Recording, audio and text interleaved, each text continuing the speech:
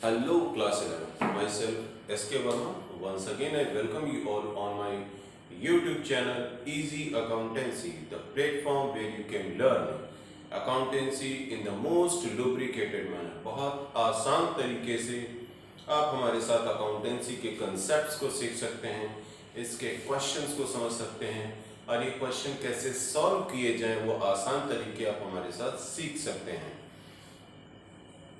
तो हमारा टॉपिक चल रहा है जर्नल और जिसमें हम अपनी एक सीरीज लेकर के आपके साथ कंटिन्यू कर रहे हैं और सीरीज है एडजस्टमेंट एंट्री। कुछ और एडजस्टमेंट एंट्रीज लेकर के हम आपके साथ अवेलेबल हैं। चलिए देखते हैं इस बार हमने कौन सी एडजस्टमेंट एंट्रीज ली हैं और उसको हम कैसे करेंगे, इसको सीखेंगे, समझेंगे इसको। तो हमने इस बार एडजस्टमेंट एंट्रीज ली है प्रीपेड एक्सपेंस को लेकर के, या जिसको हम कह सकते हैं अनएक्सपायर्ड एक्सपेंस। तो प्रीपेड एक्सपेंस आप सभी इसके बारे में पहले पिछले वीडियोस में हमने आपको बताया है, सीख चुके हैं उसके बारे में। तो पहले थोड़ा उसको रिकॉल करेंगे। प्रीपेड एक्सपेंस क्या होते हैं? Prepaid expenses that means expenses paid in advance, services not received. यानी expenses paid in advance but services not received. ये नॉर्मली अगर आप देखेंगे तो इंश्योरेंस का जो केस होता है, इंश्योरेंस प्रीमियम का केस आपको बिजनेस में नॉर्मली प्रीपेड के फॉर्म में देखने में आता है। सैलरी भी प्रीपेड हो सकती है, होने को तो कोई भी एक्सपेंस प्रीपेड हो सकता है, लेकिन नॉर्मली अगर आप बिजनेस के ट्रांजेक्शन्स देखेंगे तो इंश्योरेंस आपको प्रीपेड ही देखने में आता है।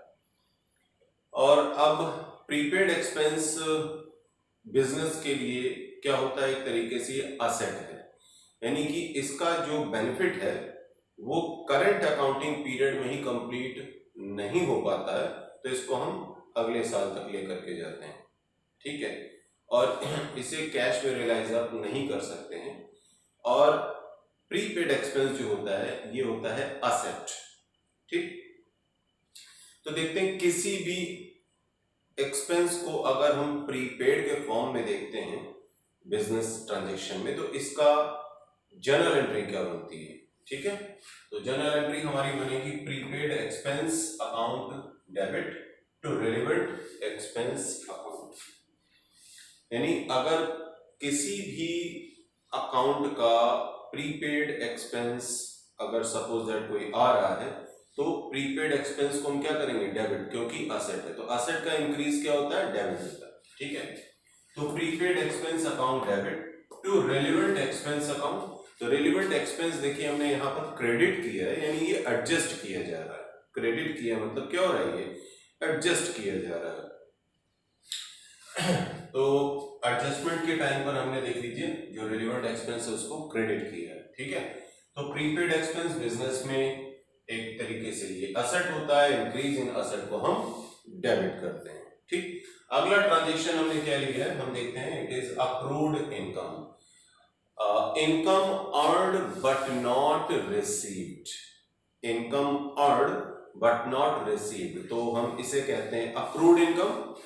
तो income earned but not received, तो income earned but not received क्या है, ये बिजनेस के लिए असेट है, ठीक। तो असेट इंक्रीज हो रहा है तो असेट को हम क्या करते हैं, अगर इंक्रीज ऑफ असेट है तो उसे हम करेंगे डेबिट। तो ये अक्रूड इनकम, अब रिस्पेक्टिव कोई भी इनकम हम ले सकते हैं, अक्रूड इंटरेस्ट हो सकता है, ठीक।